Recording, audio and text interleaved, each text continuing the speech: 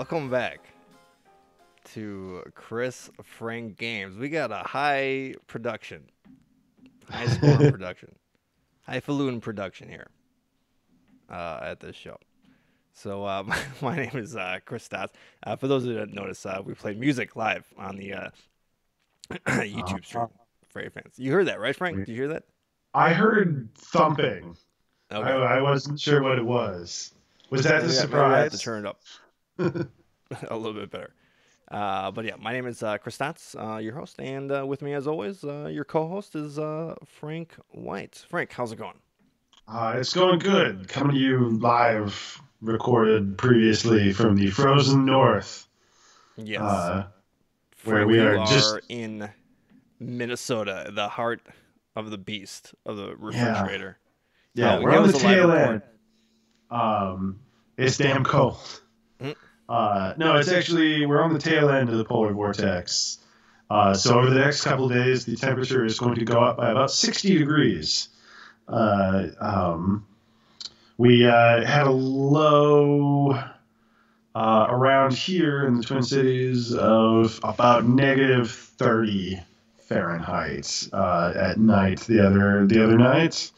And it has not, today was the warmest we've had in a while at -5. So that number has not gone positive in a while.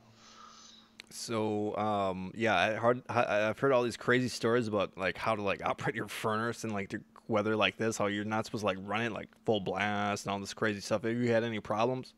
I have not, but I know people across town in the Bloomington area. They've been struggling with gas lines icing up.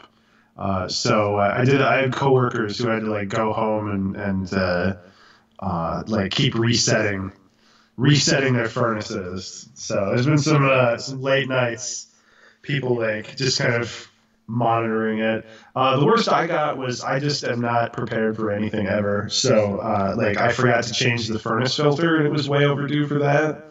So it was negative 22-degree weather one night, and I'm like, oh yeah, I need to do that. So I'm turning the heat off or down so that the furnace will stop blowing, so I can change the filter out. I'm timing myself. All right, I have to get in and out in 5 minutes, or the temperature will drop and it will come back on, and dust will get into the air.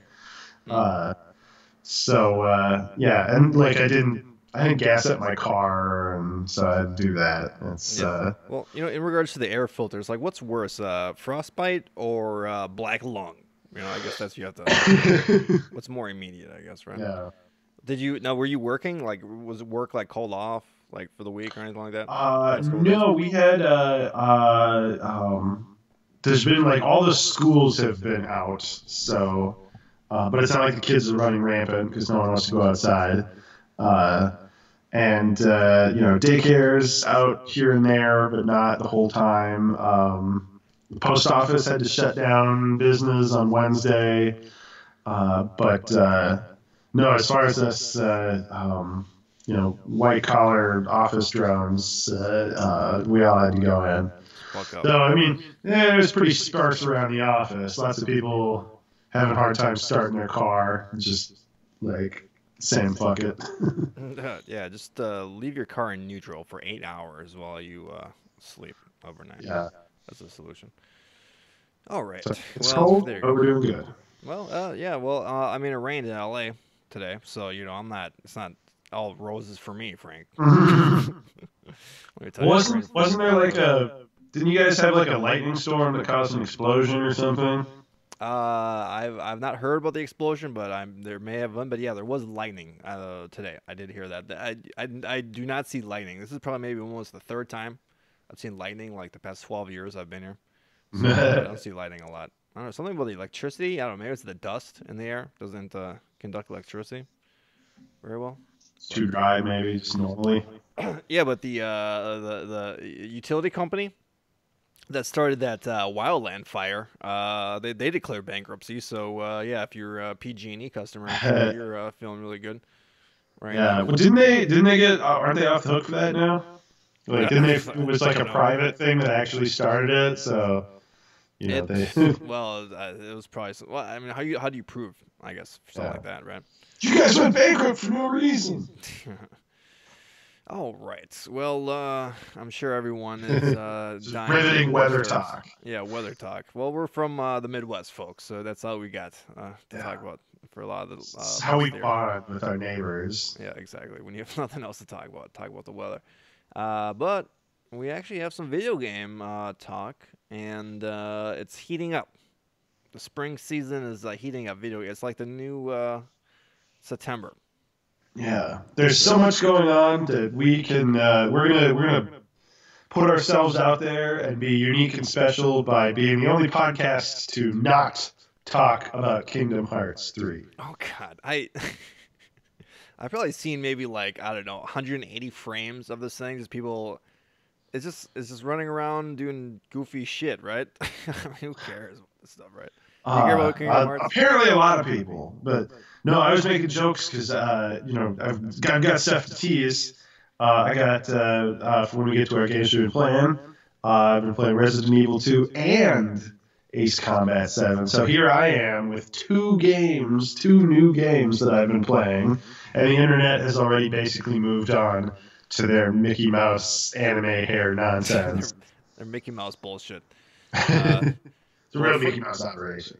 Well, Chris Frank Games has now moved on, Frank. So that's why we have a podcast, because we got opinions on games and we need some sort of outlet. So someone's got to slow the train down. Yeah, exactly. Have you played any Kingdom Hearts ever at all? No. So you're telling me I can play a shitty SquareSoft RPG with stupid Disney characters? Okay. Right. I'm not a huge Disney fan. Okay. But we're gonna start off with some Nintendo news, and I guess this would be called a Megaton. A Megaton announcement. Metroid Prime 4, being developed by Namco Bandai, has been canceled, taken away from them, and given maybe to the Rightly Airs developers, Retro Studios or Retro Games, whatever they're called, who of course developed the first 3 games. And what else do they have under their belt besides Metroid Prime? Well, they did the Donkey Kong games, the side-scrolling Donkey Kong games, which are very, very good actually. From I only played the Game Boy one, which not the Game Boy, but the 3DS one, which has a bad frame rate, but it's still a good game. But yeah, so I don't know why Namco Bandai even got this in the first place. I don't think Japanese people understand like Metroid. You know, like. Think of the last couple of Japanese games that made this. I mean, the Game Boy ones weren't really that great. The Nintendo ones, the Metroid Other M. I don't think really people even like that one. I never even played that for the Wii. And yeah, so I don't know. They did invent it. Well, they did invent it, right? But then it's never been like super popular, right? You know, it's always kind of been an American like beloved franchise compared to other stuff, right? I don't know. What was your thoughts on this news? I don't know. It's one of those things where it's like, hey, this is going to drive a news cycle, and it's like, you know, there was a good chance we would have never even known about this. This whole thing could have just completely happened behind the scenes. Because, you know, have they announced Metroid Prime 4? Or when did they announce it? How much information was out? It kind of seemed... They showed a still of the title card. Oh, yeah. Last year. Well, yeah, one of those like, hey, we have a logo, folks. Yeah. So yeah. I don't know. We don't really know how far along they were, so it's hard to really, you know, come to any conclusions about should you be happy or sad. Are they saving something that was going to suck, or you know, did somebody just get mad at somebody else about paychecks? Well, they said that did not meet their quality standards, so they instead of putting more resources into it, they're going to move it over. But yeah, I don't. Again, I mean, it's Metroid Prime is like it's the first-person shooter, right? I mean, again, not really a thing. Japanese developers. I shouldn't say Japanese people. I meant Japanese developers. I don't mean Japanese people can't make a game. I just mean developers, but which I guess is the same thing. But Chris is over here in Tokyo, just like, demanding the random people on the street make him a Metroid game. Yeah, program this. Yeah, develop a third. No, okay.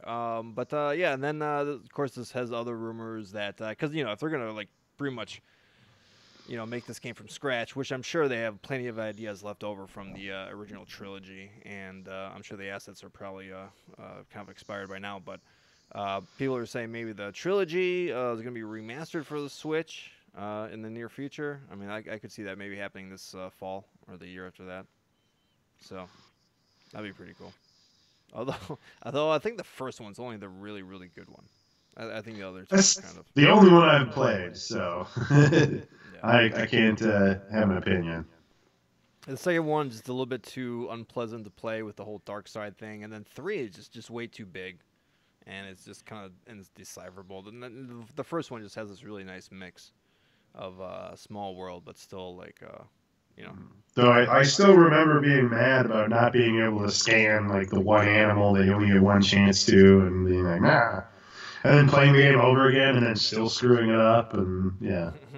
yeah. All right, and then since because I know everyone loves financial news, and Frank, we're we both have our MBAs in economics. So I'm sure we're going to give a lot of insight to people, but just some interesting stats because Nintendo actually had their financial quarter call or whatever you call this stuff, and they announced that they sold 13.5 million of their classic system. So that includes the NES Classic, and that includes their Super NES Classic. Now this is lifetime. That is a staggering amount of stuff, and I think again the NES Classic had supply problems, so I don't think anywhere in their wildest dreams they were going to sell 13 million extra consoles, of this stuff. So that's pretty nuts. They stumbled into a good business model. Yeah, there you go. All right, Mario Kart Tour, which was the mobile Mario Kart game that was supposed to come out in March, I guess, of this year. It got delayed until the summer. But if you want to play a Nintendo game on your phone, fear not, because Dr. Mario World is coming out in the spring. So it's an open. I wonder what his doctorate is. Does he have his MBA in economics? Yeah. So that's coming out. All right, and then of course there's the big rumors about a new Switch, a lower price Switch without the controllers disconnecting and the screen smaller and all this stuff, and basically to replace the 3DS, which has the sales have rapidly declined for the 3DS, so they need kind of something to fill that niche. And I think that makes perfect sense. Just a smaller Switch with controllers that don't detach. Because that's probably one of the more expensive components of the system, you would think, just building that stuff, because they're so unique, I would think. So, Frank, I don't know, can you see yourself buying just basically a handheld Switch? I can see my children wrecking it. Yeah, there you go. Maybe a more kid-friendly one. I can see that, more of a kid-friendly one. Because, because you've held one, right? If, you hold it with the two controllers. Yeah. It's fairly sturdy, but I mean, if you put enough pressure, you can definitely snap one of those controllers off from the screen, right? I would imagine. Yeah, get me drunk enough, I can snap a lot of things. Yeah. Kids complaining, and you snap your Switch over his head. Yeah, maybe like the 2DS. That was more of like a kid-friendly 3DS. I can definitely see more of a kid-friendly one. I'm gonna, and this is definitely coming out. I'm gonna say it's gonna be maybe 6.5 inches, because I think it's now 7.5 right now. I believe, and then it's gonna be 179. That's I'm predicting right now. All right, get the Magic 8, Chris. Yeah, I got my bald head right now.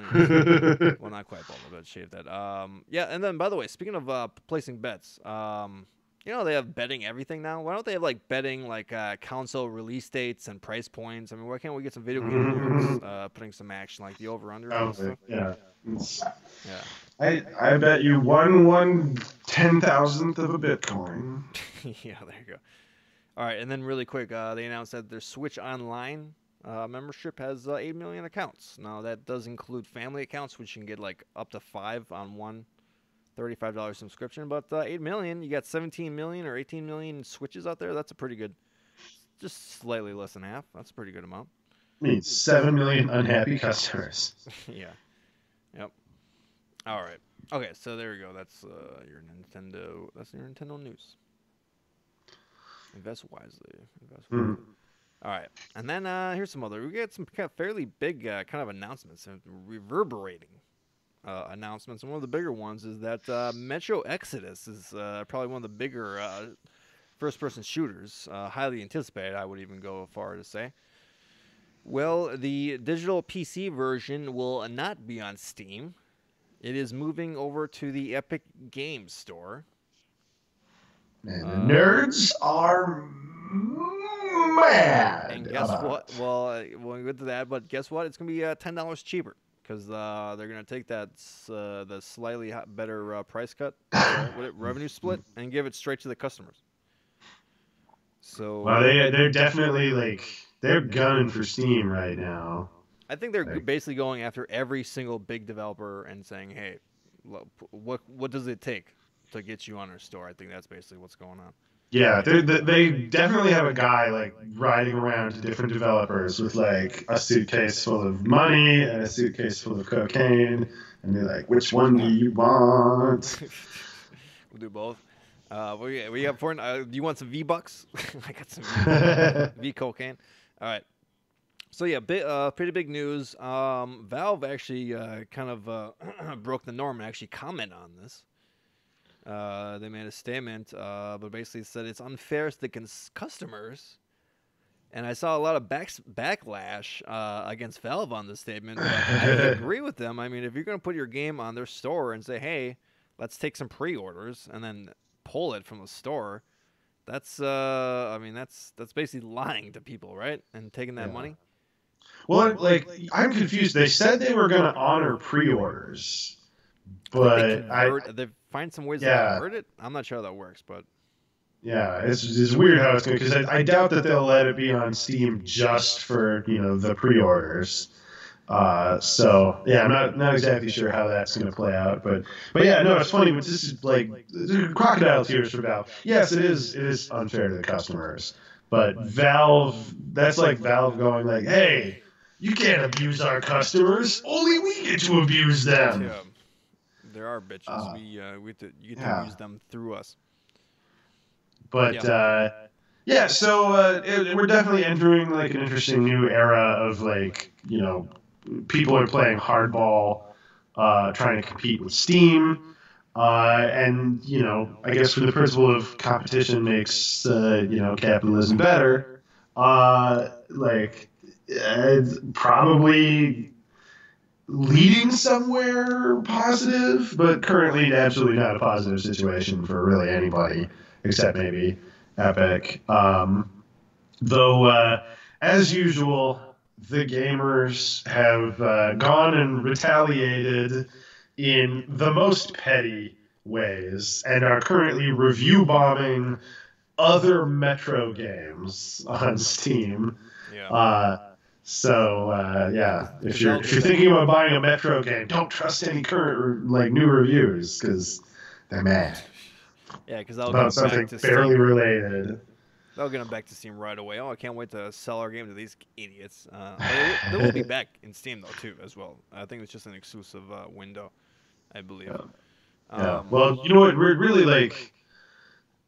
Let's start thinking about skipping the middleman here and doing more DRM free releases. Yeah, just sell it on the website or something. Yeah. There's this weird thing. I don't know if you knew this, but like you could like put it on a disc in a box and like sell it at a store. Yeah, location. Yeah. Yeah. Because and that's not even like a thing anymore. Like even if you go buy a box with a disc in it, you're gonna get an 82 megabyte like Steam downloader, and still just have to download the game on Steam. But Yeah. It's kind of like a Amazon fulfillment center, but open to the public. Kind of like that. Yeah. Okay. Well, I want to make a prediction here. I don't think the Epic, for all this like bluster and all, they'll keep on getting all these exclusives. But I think after a year or two, I don't think developers are going to see a majority of their sales still on Steam, because I think the customer that are downloading Fortnite and playing Fortnite are not these hardcore PC buying game at first person. I'm going to buy everything. These are, for the most part, people that play Fortnite. They're going to have the Epic Steam on their store. Mm-hmm. And I don't think they're going to buy a bunch of other games. So I think, yeah, they may make more money per title, but I think overall these developers are going to be like, you know what? We're still selling more than Valve on Steam, and I think Valve is just going to stay firm and be like, all right, suckers, good luck. Well, I mean, it's a pretty huge advantage of, like, people don't like to have all these, launchers and storefronts on their system. And it's annoying to juggle them. And, like, Steam, just by being so big and being around for a decade already, like, my Steam library is already, like, 300 games. Like, you're not 75% of which I haven't even downloaded yet, because they're, like, things I got in bundles. Well, and then you're not going to click on any of those titles on the Epic Game Store and re-download them, right? Who cares, right? You haven't even downloaded them onto your now computer on Steam, so who cares? Yeah, so I mean, they have a pretty steep hill to climb. So, but I would say, like, there is a possible, like, best case scenario silver lining here, in that this could push Steam to be better. This could be, like, the thing that, like, if Steam, because one of the big reasons why Steam sucks is that they don't have competition, so they can sit back on their hands and just rake in all of this rent money that they basically get for running the store and having as few employees as possible. So if this is the thing that finally pushes Steam to be like, hey, maybe we should, like, just not make as much money and put some of that, like, into this, plow some of these profits back into our company rather than just, like, fattening up Gabe's wallet, because they could really use moderators and curators and all kinds of things. That Steam could be made so much better just with a marginally larger staff, and obviously a few more customer friendly policies. And if this is the push that it takes to get them to do it, then go Epic. On the other hand, maybe Valve has realized none of that stuff scales, and Epic is going to have the same problems on there. That's also possible. Okay, all right. So there you go. That's an interesting discussion on the video game storefront. All right, but you're going to buy it. You think you're going to buy Exodus? I'm assuming. I'm console, if anything. I'm not like, that's the other thing. I'm kind of agnostic to this, because it's like, I'll just buy the physical copy. That, albeit, I'm still locked into the console. It's not like you can just take that anywhere. But I don't really have to worry about that whole bullcrap. Probably not a day one purchase. I'm not a huge Metro fan. I played the first one. Got bored of the second one, and then later found out that, like, I quit it like right before, like, a big twist that makes the game way more interesting, but still never got around to picking it back up. But if you're a fan of single player FPSs, they're like Half-Life. It's a pretty good series. Yeah, and I think this one looks like, even if you didn't like the first ones, like, they're too sick of, like, cramped tunnels and darkness, like. Yeah, it's open world, I guess, huh? Yeah, or at least semi-open world. Like, it seems like you might kind of, you've got your train as a home base. So I don't know if it's, like, how open, like, if you can go all the way back to the early areas of the game when you're near the end, but we'll see. Yeah. It looks nice. The first one has a strip. It's an Eastern European game from the aughts, so or maybe late aughts, and so it's got a strip club. Well, did the first one have one? The second one had, like, that was also something that kind of turned me off, because I was like, this is really like uh, what's another word for masturbatory that's not so on the nose. Well, one thing was really just like it's the post-apocalypse, and you have these dirty, disheveled, ugly people, and like all of the strippers like just magically have like perfect, Amazing bodies. gigantic boobs. Yeah. Well, they're the Yeah, great, they're the beautiful it people. seemed very pandery.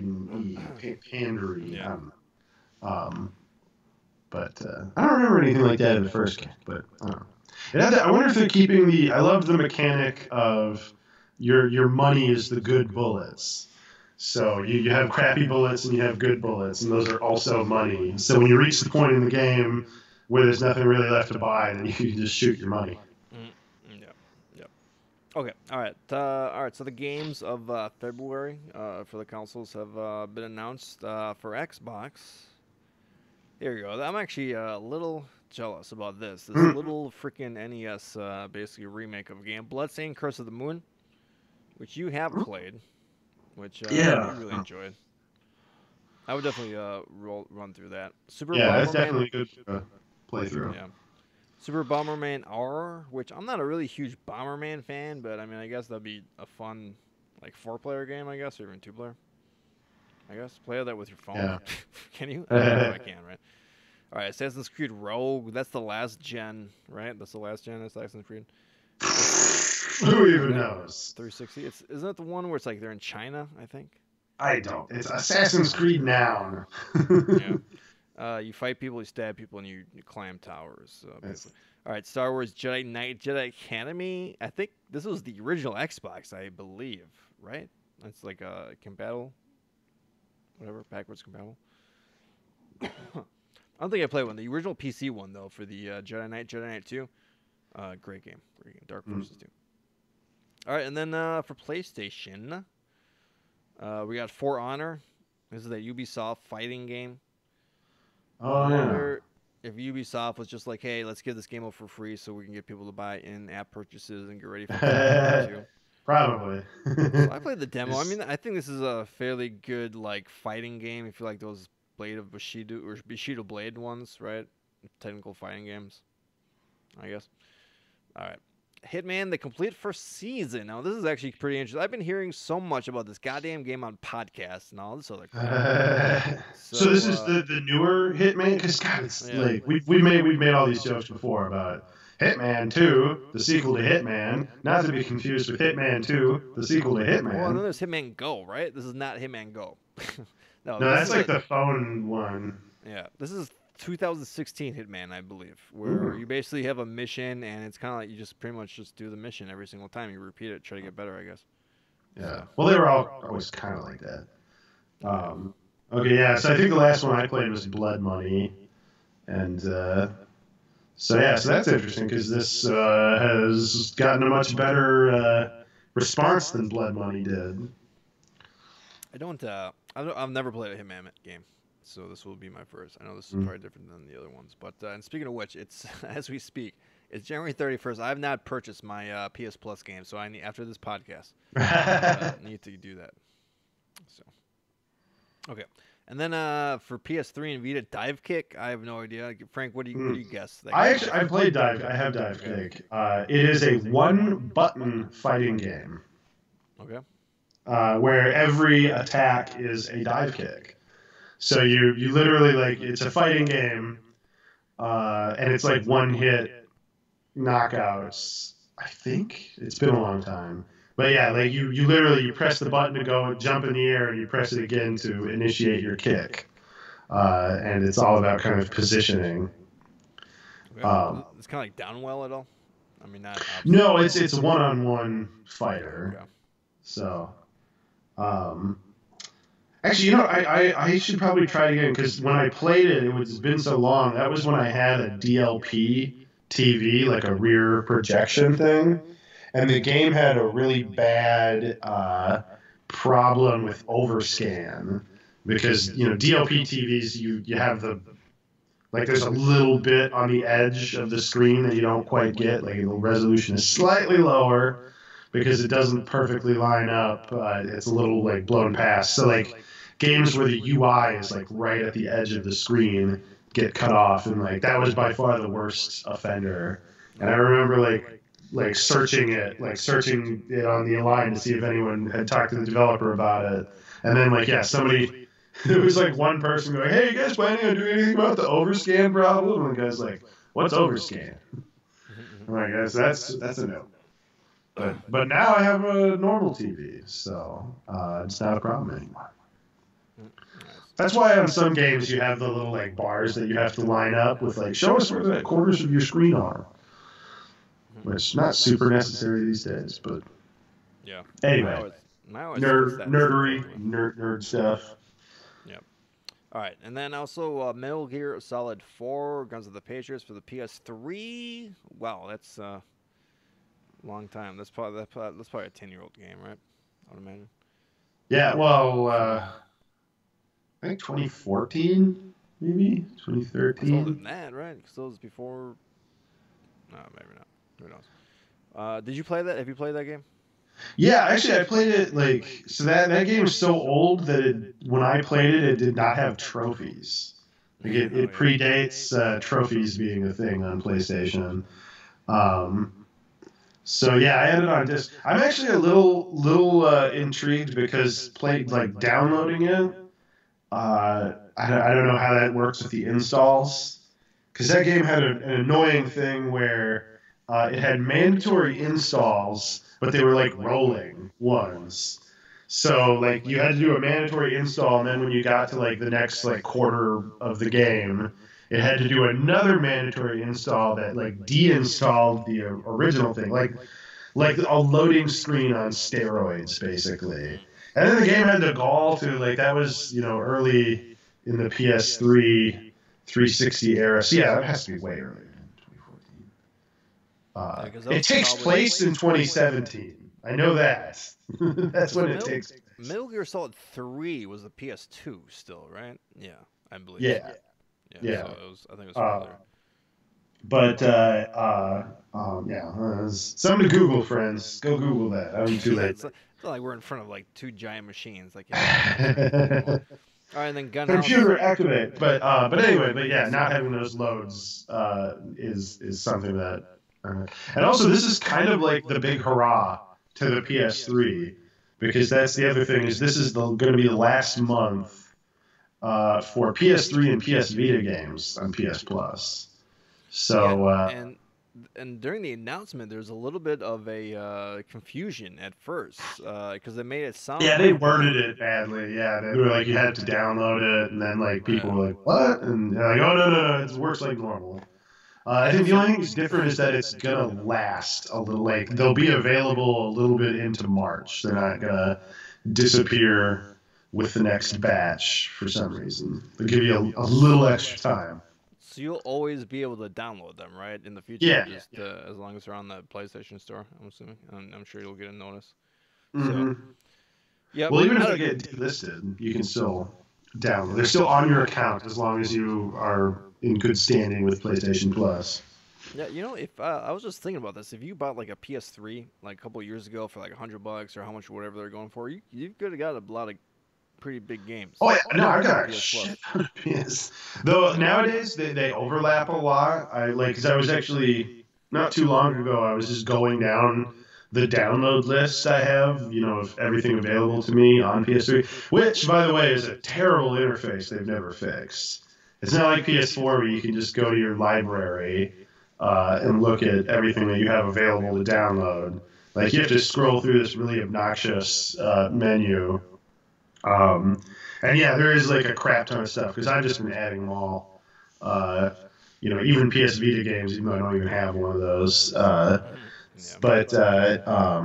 Yeah, lately there haven't been so many like PS3 exclusives. It's been a lot of games that are available on both, which I'm really surprised that people still do. Like even with indie games that could easily work on the PS3, I'm still kind of surprised that they bother, but they bother. Yep. So yeah, that'll be good. I don't know. You give that to my kids someday. Like here, play these older games. Yep. All right, and then some other cool news about PS Plus is they're going to expand the cloud saves to 100 gigs. So That's cool. Nice. So can you put whole games then on the cloud then, or I don't know. No, it's because the cloud saves just for save games. Okay. Do people have are there games with 100 gigs or huge save files? I'm not sure. No, but like I've hit the 10 gigs already. Like I have to Oh, really? um I don't it's kind of the system does it's a little opaque. But I know I did get like the messages a while ago that it was full, and I had to go through and just kind of, and a lot of it like for games that have bigger saves, like Bethesda games, or games that have a lot of rolling saves, or if you've done rolling saves on a game and you've made a bunch like that, you get a lot of duplicates. So I just kind of went through and was like, I don't need 10 saves for Arkham Asylum here. I just need whatever the most recent one is. So that was pretty easy to clear off. But yeah, so this is they're basically saying you don't ever have to worry about this again, because it's doubtful you're gonna ever get near 100 gigs on save Well, games. that's what you said about 10 gigs, right? But Yeah, is there an automatic way to set it up automatically so it's backed up? I mean, is that what you have set up? yeah. You Okay. like it's. I think it's just something you toggle, and then like it's confusing to go in and adjust things to be like, all right, I need to clear some space, or I need to, but with I think basically what they're doing with 100 gigs is making so you don't have to worry about it. You can just hit a button and be like, put my saves in the cloud, please. So like I think it updates nightly. Like if you leave your system on standby, it'll just upload your most recent saves to the cloud. Yeah. Yeah. No, I think I've not that it really comes up there. I think I've downloaded my saves from the cloud like once ever. Yeah. Yeah. It's good for if you have to get a new console, and it's good just to have that backup too. Yeah, Sony's like, we got all this server space. What can we do with it? Just give. It's a nice bullet point Mm-hmm. when we're comparing next Yeah, and gen. then like I said, it's going to take a while to fill that up for any one account. So, because like we're you talking like even Skyrim, they can get up to like 50 megabytes and a little higher than that. But like a lot of these saves are like kilobytes. So. Yep. All right. And then, so last week was the big weekend for the Anthem demo, which is the big BioWare EA RPG. I guess you could call it an RPG, even though it's just mechs firing rockets at each other. Yeah, everything's And an RPG. Like that doesn't mean anything anymore, guys. Every game is an RPG, practically. there weren't. It wasn't exactly smooth.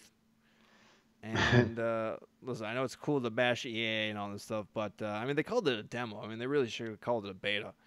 And I think it was a good maybe 24 hours. People just were unable to actually connect to the server and all that stuff. So kind of a bad start, but I guess more people got into it later. And I don't know. I mean, for the most part, I mean, the Giant Bombcast, I guess they were shitting on it, but they shit on everything that's AAA. That isn't, Windjammers. But I don't know. I heard fairly good. I'm hearing pretty good buzz on this. I don't know, Frank. Any thoughts? I don't know. Everything I've heard is a lot of like, this is very like Destiny, Warframe. Like, no one is surprised by their experiences with the game. This is a game that is, it's a loot shooter where you're a mech. Watch a couple seconds of footage, you pretty much know everything you need to know. But that's up people's alley. So People like that. Successful. yeah, it's a successful formula. Yeah. So Well, I think some people were I saying think the like, biggest story was all the technical problems. yeah. Well, some people were saying, "Where's the RPG stuff?" But I think they kind of purposely kind of put you in the middle of the game without any like really story elements because I don't think they want to spoil. I don't know. Who knows? And then also there was a story about the $20 skin. That I don't know. Did you hear about this? But basically, there's like a press preview event or whatever, and they had these placeholders, for these menus and all this stuff, and where you could like buy skins and all this stuff at this preview event. And it's at $20, and they were told and they were specifically told about the prices and all this stuff that these prices were not final, and they did not Yeah. want people to show the images and take images for that specific reason. And but it still happened. And then of Yeah, course, that's what I really hate about microtransactions and the era that we're in. Is like, you know, especially with games where like Red Dead Online, where the microtransactions don't even come in for the first couple of weeks of the game being live. So it's and they pretend like this exists on a separate plane, like above it, like the monetization. But it's like that, no matter what you do, it's going to at least a little bit affect gameplay. It's going to affect the player's mindset. So it's really like you don't know exactly 100% what the game is until after it's released now. and even then, like 5 months down the line, because they're Yeah. still working on. Yeah. So it's just, I really wish they would just get these things figured out. Well, why not put 99 cents, huh? How about that? How about go the other Yeah. way? Not in the overextend. Yeah. But also, like, in a world where, we're buying $5,000 capital ships in Star Citizen. I mean, what, you're telling me Destiny doesn't have anything that's $20? I mean, Warframe doesn't have anything that's $20? I mean, that's not... Warframe has things that are like $60. Yeah, exactly. But they're a little more involved than a skin. So I was watching like Jim Sterling's video, his impressions video on Anthem, and he always likes to make his customizable characters like gaudy, like pink and purple colors. And he's like, well, I like the way I can make my mech look, but I have no idea if I will be able to make it look like this for free off the bat when I get the game, or if these colors are going to be something that costs me. So it's like, yeah, it's you go into it and you're like, I'm not getting the whole picture of this. This demo is not actually demonstrating the full game to me. Okay, well, and I'm sure it seems kind of petty. I'll respect the Jim Sterling. Okay, then just talk about the gameplay, huh? How about that? Talk about the shit you can actually talk about. How about that? But people care about this stuff. That's why they pay money for it. I'm sure EA does. I'm sure EA doesn't even know what's going on yet. So, but no, it's of course. I mean, it's the world we live in, and it's a balancing act. I mean, that's the thing. I mean, these games are so expensive to make. So many of them are failures. I mean, at least with this monetization, you can kind of maybe get some. Yeah, but if the game's failing, no one's paying for the monetization either. So this is just a scooping off the top. I'm sure every game has their whales that just love it, right? And they're just spending so much money on it. So make it free, mother effers. Make it free. Yeah, then the next one has to be free, Frank. That's the so my biggest like peeve about this game that I didn't even bother playing the demo for because I really don't actually have any real interest I don't in. think it's even available yet. You have to like pre-order, and that's the other thing is that the. It was the pre-order that people have been like roasting the game over the pre-order flowchart they produced. Yeah, it's like when is the game available? And it has like 10 columns. It's a huge. And like, no, you should not have to make flowcharts for like game availability for like, oh, if you buy this, then you can have this date and you can have your early access, blah, blah, blah, blah, blah. No. God, this old man yells at cloud. You put it on a disc. You put the disc in a box. You put the box in a store. I give you money. You give it to me. I go home and play it. End of story.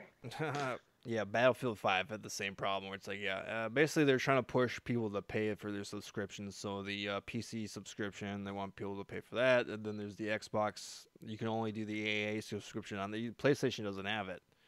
And I don't think I would have that actually, because even though I do play a bunch of EA games, but it's a little convoluted. But history has shown that people will pay money to play a game early. They will pay money to beta test. I hope they don't, because obviously it's going to be a minor disaster right off the bat. Yeah. Judging from the demo.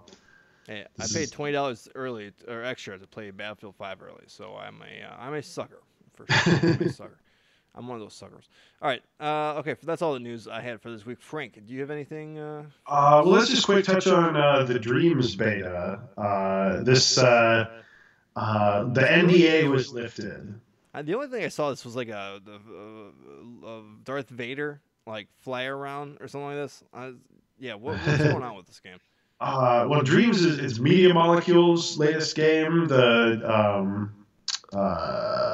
Little Big Planet people, Sackboy. Yeah, it was like at Uh, EA a couple of years ago, and it was just kind of this like it looked like an animated sequence generator or something like that, right? yeah, well, it's basically a game making tool as a game. Um, so uh, yeah, it's like Little Big Planet on steroids because you can, make a game, you can make assets, you can make music, you can make models, you can, make gameplay, and the tools are very simplified and streamlined for lay people to be able to use. Though, from what I've seen, it's like this is still pretty intimidating for someone like me. Uh, Time is limited. But yeah, so it's something that people can make a pretty like huge variety of things.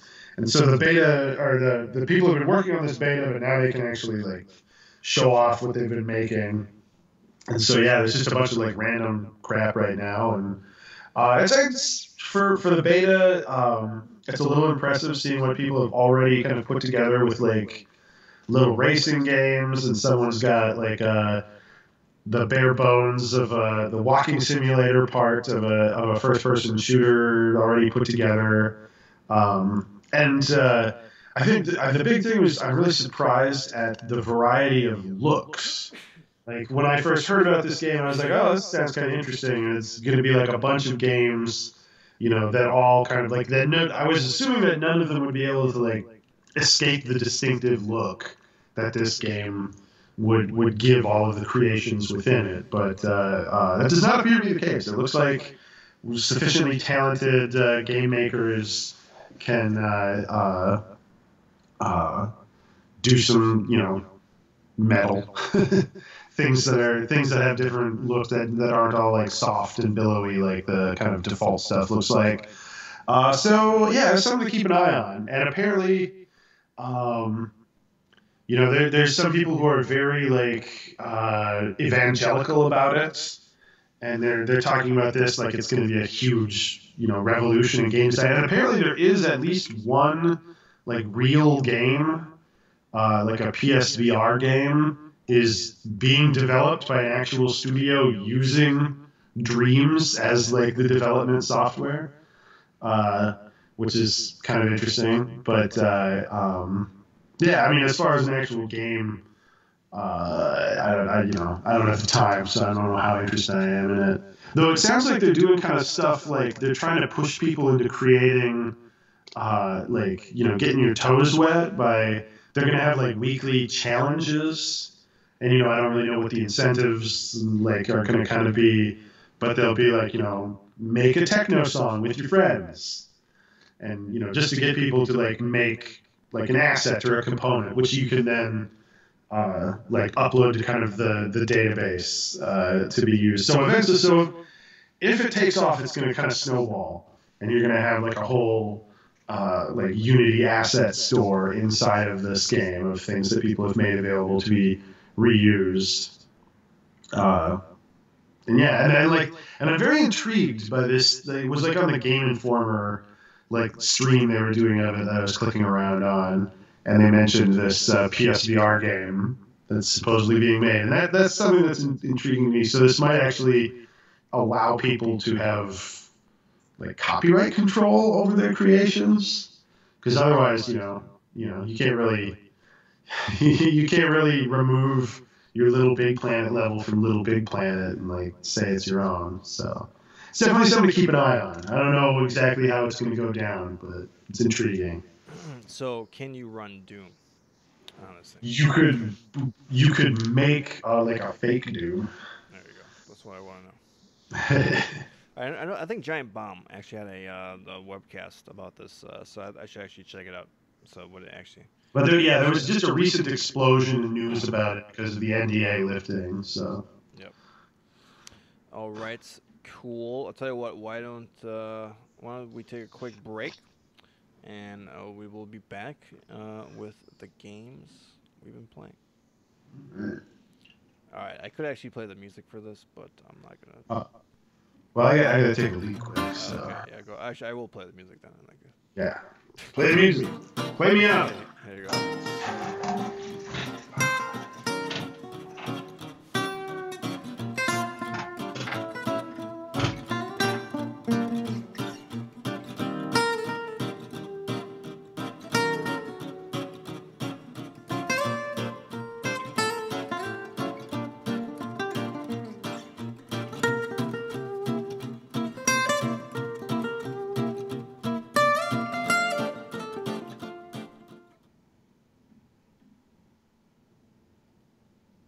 All right, we'll just wait for Frank.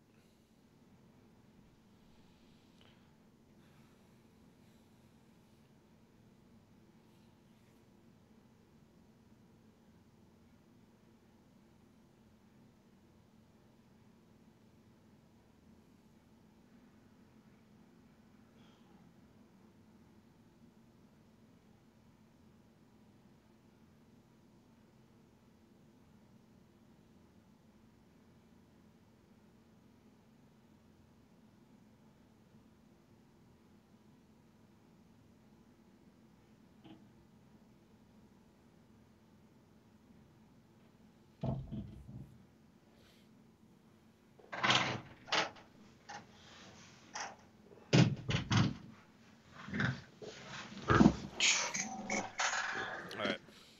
Okay. Yep. All right. Okay, 2 seconds.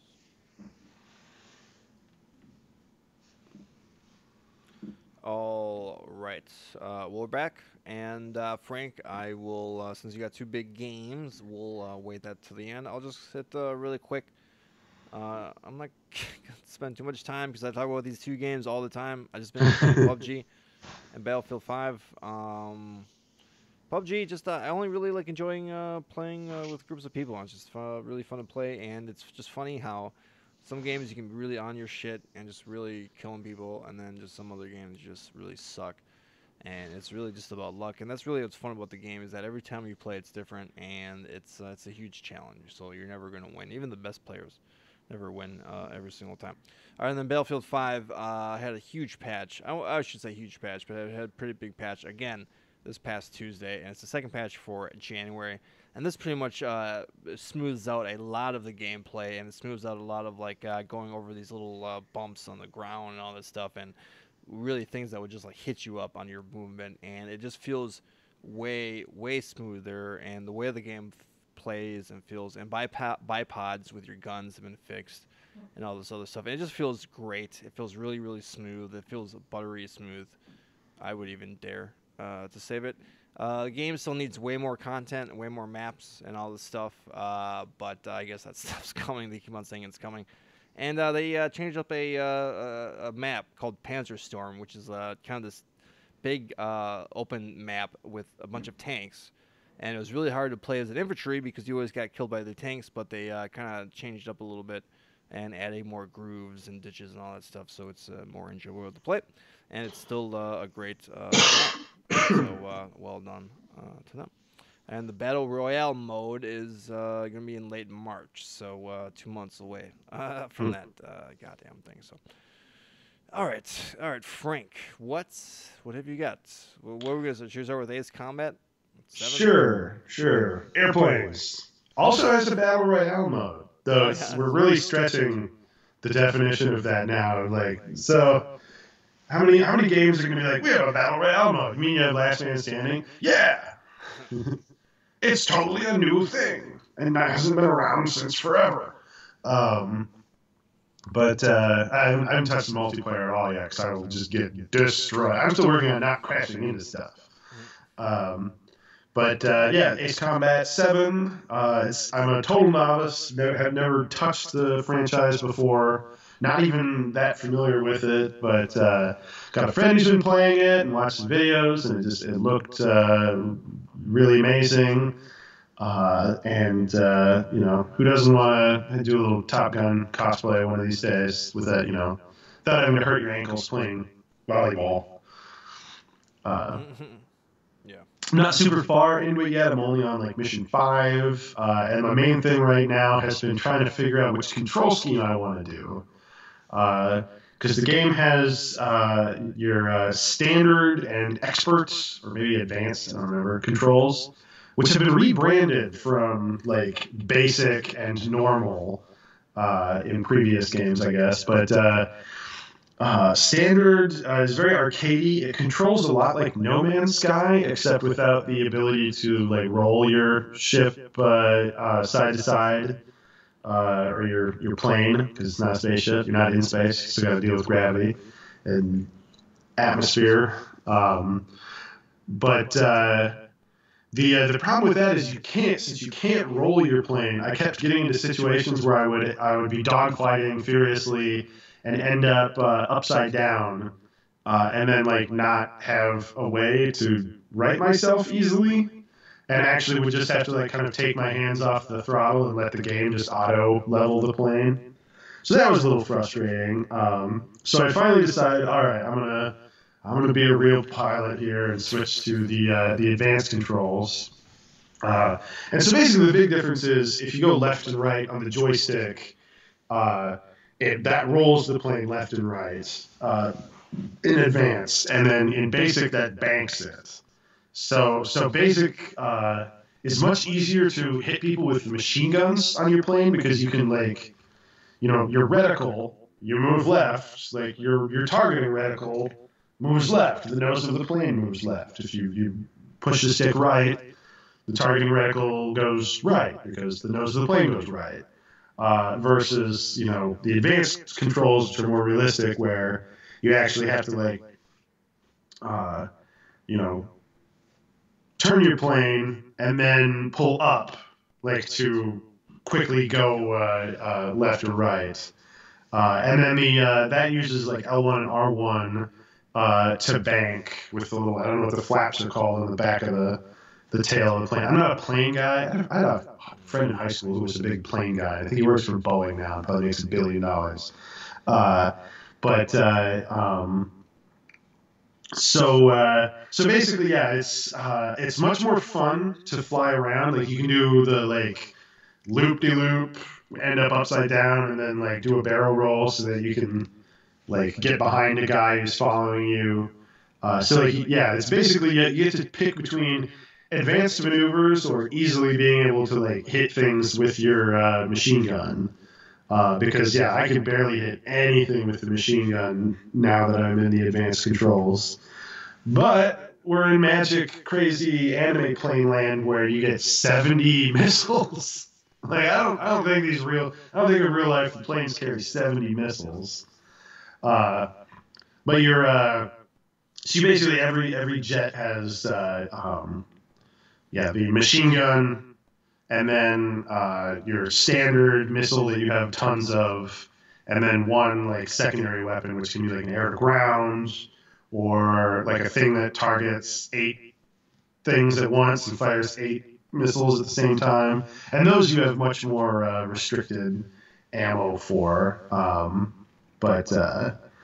I'm actually like enjoying it quite a bit so far. Really amazing looking game.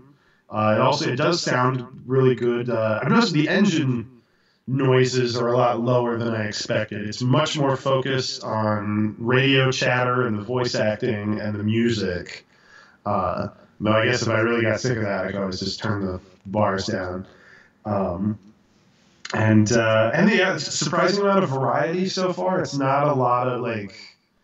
You worry about these plane games that it's just going to be like, all right, now I'm over in ocean dogfighting. Now I'm over grassland dogfighting. But even in just the first 4 or 5 missions, there's been like standard dogfighting. There's been a boss fight against like a giant like super plane that has drones that it launches and a force field because we're still pretty near future sci-fi. There's a stealth mission where you have to like use the radar to avoid flying through the enemy's like line of radar like detection zones. So you have to like very carefully kind of navigate.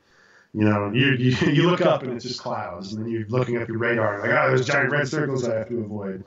Um, and yeah, and like a bombing run on an enemy airfield.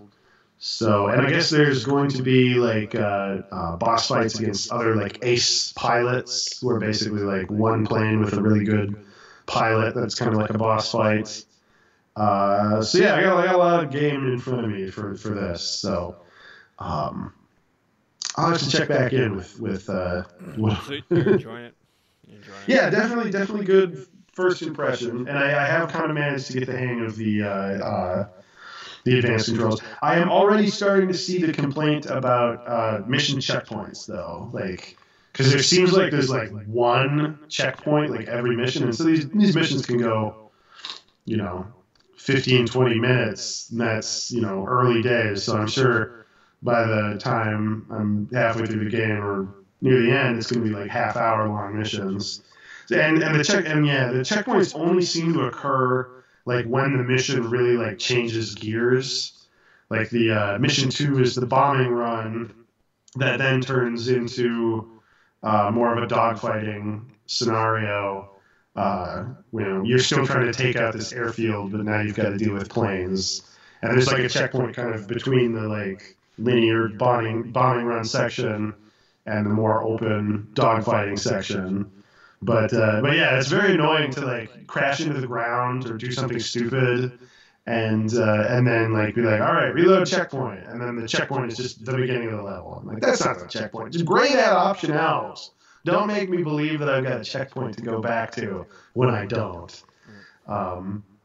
Story's weird. I have no idea what's going on. It's a lot of made-up countries having political differences. And the weirdest thing, though, is that there's like a main character in the cutscenes who hasn't done anything yet, and is not me, who I am. Like, it's not the person you're controlling when you fly missions. Like, you're just some kind of like faceless goon who doesn't appear to have a voice. Like, you're a silent protagonist, and then the cutscenes are like other things that are going on during this war or something. And so I'm waiting for the cutscenes and the gameplay to actually like meet each other, and they haven't yet. And I accidentally shot down the president. But anyway, so yeah, that's Ace Combat 7. Nice. So far. And yeah. Resident Evil 2? Resident Evil 2. Made a big impression, apparently. Yeah. I don't know how much more I can say that hasn't already been said, because people are talking about it quite a bit. But it's really damn good. If you're a fan of the original Resident Evil 2, you will almost certainly enjoy this, unless you're one of those weirdos who is like really, really tied to the tank controls and fixed camera angles. God. People exist. Yeah, they do. I mean, it's the internet; they're out there. Resident Evil, they can't really. They're just trolls, right? They can't really control trolls. Yeah, well, and it's funny. They're like, we'd like the option, and like the entire game has been rebalanced around this. Like, if you want to do it, just go back and play the original. We love that blurry pixel art, that classic blurry pixel art of environments. They've definitely done a really good job of capturing the feel of the original. Like, they do a really good job of sticking to the spirit, even though like the more you think about it, the farther they are coming from the letter. But yeah, the environments are similar, layouts are similar, like similar enough that they feel like, but if you like side by side, you're like, oh yeah, there's not a door there, and there's like more rooms here, and you go this way instead of that way. So let me ask you about this. You've probably played through Resident Evil 2 a couple times, I'm assuming, right? Back in the day. Yeah, for the N64 one, right? Now, are you going through this game and being like, oh, they changed this, or they changed this, or can you faintly? Do you feel? It's been so long for me that it's more impressions, and like every once in a while I'll remember like, oh yeah, like the game, like I'm like the game didn't have push the statue onto the pressure plate puzzle, which was a big one in the first game. I'm like, oh yeah, it's not here. No, but it captures the feel a lot, and they've got some new kind of mechanics. Like a really good addition is boarding up windows. So there's like kind of two main exterior first floor hallways that you spend a lot of time in the early game in. And you'll find like little bundles of boards with tape as items that you can pick up, and then you can basically just take those and like pick a window and then board it up. But it's, you know, you got a finite supply, and you never know at first like where the windows that are going to be problematic are. Is basically what happens if a zombie comes up to the window. He starts pounding on it. He smashes it, falls through. Now you have another zombie to deal with. And especially in the early game, like they really capture the survival horror aspect well, of like where a single zombie is a problem. He's not much of a threat, especially if you're in a bigger room. Like they're pretty threatening in a hallway. They're pretty threatening in groups. But I was just playing the other day where there was an office room in the police station with a big desk that you can go all the way around. And I was like, you know, instead of just shooting this zombie, I'm just going to lure him to one side, run to the other side, grab all the items I can find, and then by the time he's kind of caught up with me, I'm just going to run back around the other side. So like I'm just never going to kill that zombie because he's not that big of a deal. But yeah, the hallways are a problem, and groups are a problem, so you really want to like... And ammo is a big problem because they're very bullet spongy. And I'm not sure if this is true, but people are saying that headshots do not actually do additional damage.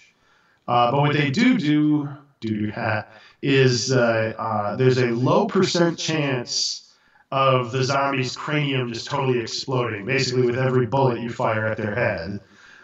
So you get some really satisfying, like, you know, you shoot it twice and its head explodes, and you're like, you know, that guy's taking that. It actually kind of reminds me of the building survival mechanic in Into the Breach, where when you fail to stop a monster from attacking a building, there's a 15% chance that you can improve if you meet certain conditions. That it will resist the attack. And at 15%, like, it's something you can never rely on. You can never expect it. But you get super excited when it happens. And it's like the opposite of, you know, missing a 95% chance to hit shot in like XCOM. You know, everyone makes jokes about that, where you set up the perfect shot, and your sniper's got a 95% chance of hitting this enemy, and then they don't. And you're like, Mah! It's the opposite of that, where you expect it to not work, and then on the rare occasions where it does, you're super excited.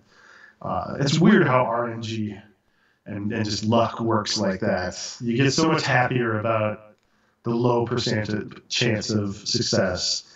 But so if you're not hitting him in the head, or you know, you're not lucky, they just take a ton of bullets to go down, like for an individual one.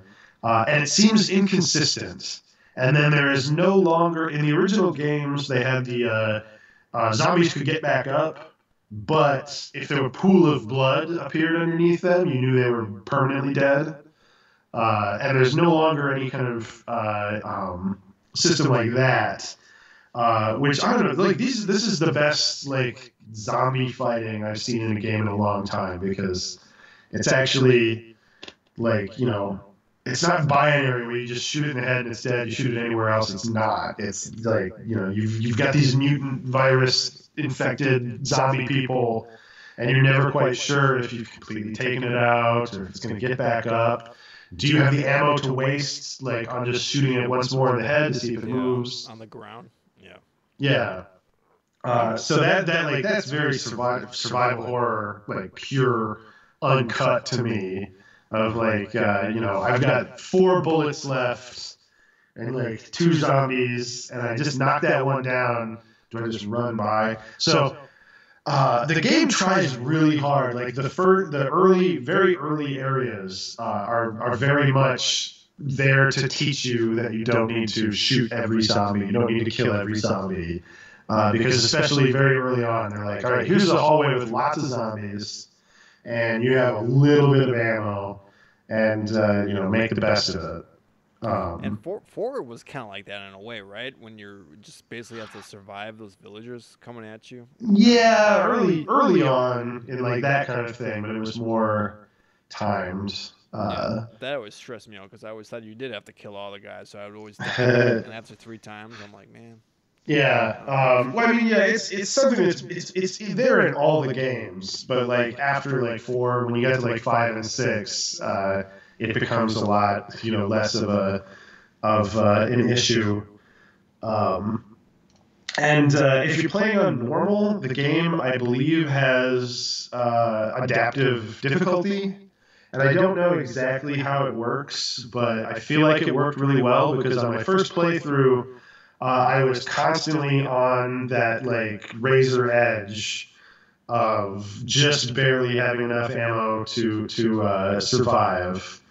So like, it's basically like the perfect survival horror experience. To like, you leave every encounter with like 1 bullet in one gun and 2 bullets in another gun. And then you're scrambling to like sneak around an enemy so you can get to the next room and then hopefully find enough ammo to get you through the next encounter. But on the other end of that balancing act is like you never want to be screwed entirely. And so I think I'm assuming the adaptive difficulty kind of like dynamically adjusts the bullet sponginess of the enemies and the amount of ammo you get when you pick up an ammo pickup, kind of based on how you're doing, just to keep you kind of in that zone. So yeah, I don't know how much behind the scenes stuff was going on like that, but for me at least, it worked like a charm, and I was very happy about that. Like I went into every boss fight with plenty of ammo, and I came out of every boss fight with almost no ammo, and no, I've been thoroughly enjoying myself, and after like 1 billion of those games, they must have that data telemetry, and they must have it dialed in just right. Yeah, but other than like the first couple, like because the Resident Evil 1 and 2, where the first like large section of the game is very nonlinear, where you're given you're in the police station of the mansion, and you're like there's a lot of backtracking involved because you're like, oh, now I have the key that can open up that room. Now I have the thing to solve this puzzle or that puzzle. So rather than going from point A to point B, you're kind of running all over the place in this relatively enclosed environment. And then that's what makes, the ammo, and the boarding up the windows and managing your ammo. And like, are you going to leave that enemy alive? Are you going to have to come back that way later? Because there's one hallway in the game that can be a real big problem, especially later on. And you're like, I feel like I don't need to kill all the zombies here, but maybe you might want to, kill more in one than you think, because you might have to come back that way later under much more stressful conditions. Yeah, I know. It's got a lot of old school stuff in it too. It was weird going into it coming out of Prey, because like I died immediately. Like I wasn't in the survival horror mindset, and the first hallway where it's trying to teach you, no, don't kill every zombie. I tried to kill every zombie, and it did not work out for me. And then I realized, oh yeah, you don't get pickups. Like you can't loot corpses in this game. You could in limited situations in the originals, like in Resident Evil 3, like every time you managed to take down Nemesis, you could like pick up an item off of his body, but like you don't get bullets for killing a zombie. Like killing a zombie is making you weaker as far as bullets capacity. So you're always having that balancing act of like is it more dangerous to let him alone or to go into the next, encounter with X fewer number of bullets? And the other real old school thing is when a zombie grabs you, like it took me a long time to stop mashing buttons when I got grabbed. Because, a lot of games nowadays are like, oh, the zombie's coming in for your throat. You better mash X a bunch to try and fight him off. Where in this game, it's like, once he's got you, he's got you. And the only thing you can do is if you have a secondary weapon, a defensive weapon they're called, you can basically spend it on not taking a hit. So those are your combat knives, I guess now, because they're consumable items now. Combat knives, and then flashbang grenades and regular grenades, which can also be used offensively. So you can the knife is very good for slashing down enemies to see if they're going to get back up again. You can even with a little practice, you can take zombies down with the knife.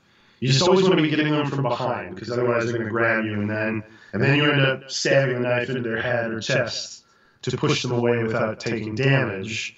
Though the knife you can get back if its durability is sufficiently strong.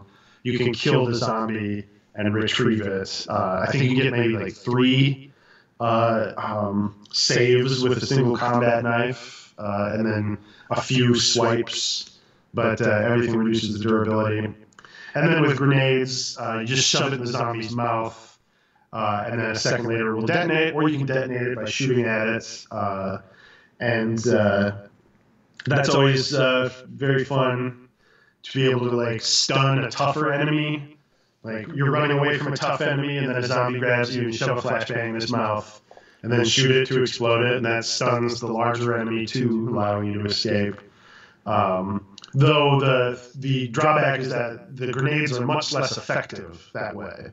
Like especially the regular grenades, an explosive grenade, much more effective damage-wise to be throwing it as an offensive weapon than spending it as a defensive weapon. So it's a weirdly binary system compared to a lot of non-old school type games. But I really enjoy it, and it works well with kind of the balancing. The only thing by the end of the game, the only thing I was really flush with was health, because I spent a lot of my defensive weapons like not taking damage. So and it ends up in a weird situation where you might want to save the grenade.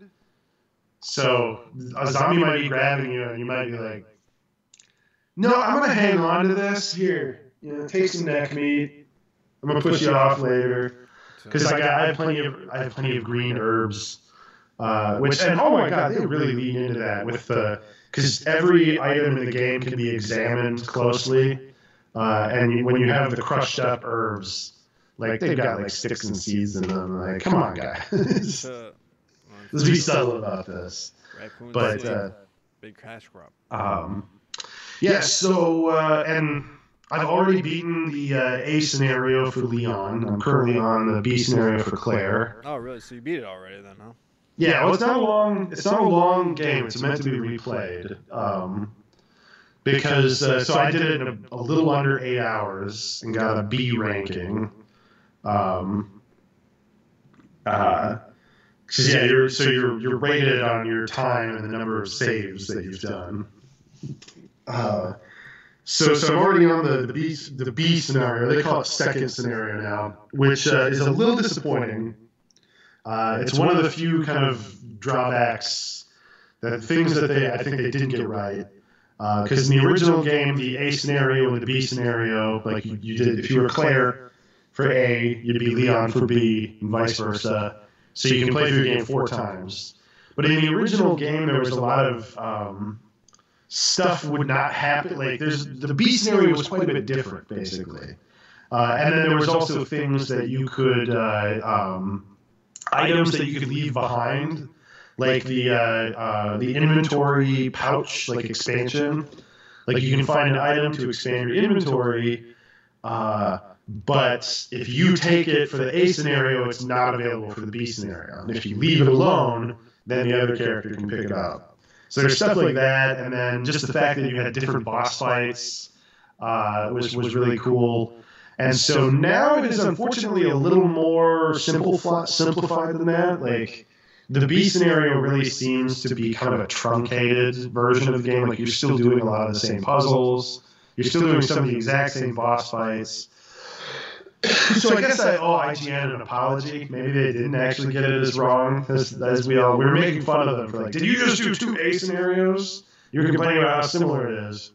And then I'm like, oh, it's still pretty similar, which is a little disappointing. I'm assuming as I get closer to the end, it's going to diverge a little more. But yeah, so like Mr. X, who is kind of a meme now from the game, was only available in the B scenario. In the original game, and the remake is there for everyone to enjoy, and he is quite a delight. He's one of the highlights of the game. So I don't know. We get a little spoily here, so tune out, guys, if you're worried. But basically, he's a big scary dude in a trench coat, mutant guy who just stalks after you. Like so at about like kind of the 1/3 mark of the game, you've kind of got the initial exploration phase, and when you're on the way to escaping from the police station, he shows up and just messes up your day because he's basically invincible. You can only slow him down, and it costs a ton of ammo just to slow him down.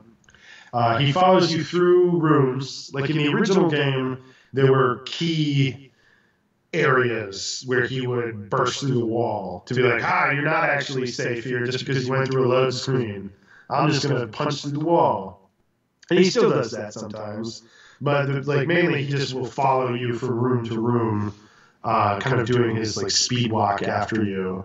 And then, but the big thing that the equivalent of him bursting through the wall, since now that he doesn't really need to because he can follow you everywhere, is the fact that the main save room, which is kind of the central hall of the police station, which is in the original game like the primary safe zone, he'll follow you right under there.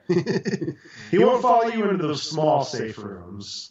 So there are actual places where he won't go.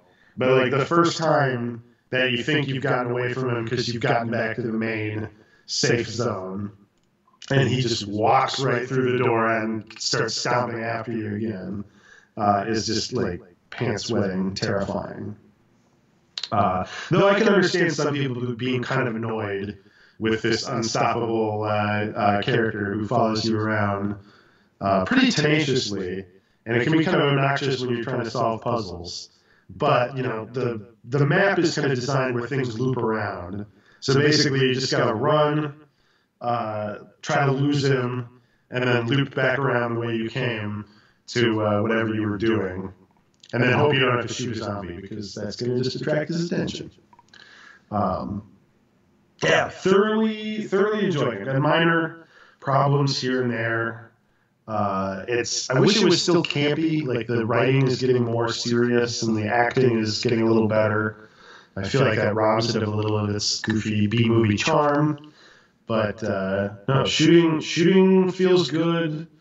The zombies are appropriately satisfying and gory to shoot, and then like frighteningly inconsistent in dying, their ability to die or not.